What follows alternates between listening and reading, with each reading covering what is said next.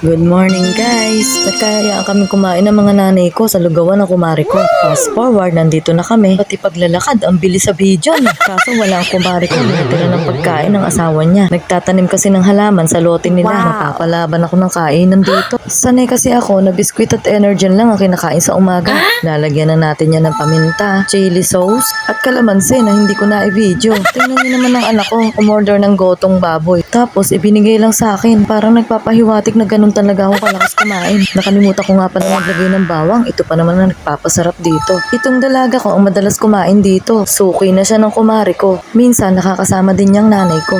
Kain na tayo guys. O tingnan nyo, ang lalaki ng laman. Kaya mo yan, Inday. At nagsimula na nga magmukbang si Inday. Kaso mainit pa pala. Siyempre sa una, hinay-hinay muna para hindi mahalatang matakaw. Sobrang sarap talaga ng lugaw nila. Kaya pala naubos na yung isang kaldero eh. Ganyan kabili ang lugaw ng kumari ko. Wala bang pasunod? Charot. O diba si Mot? Kaya lumalaki siya ni Inday eh. Bye!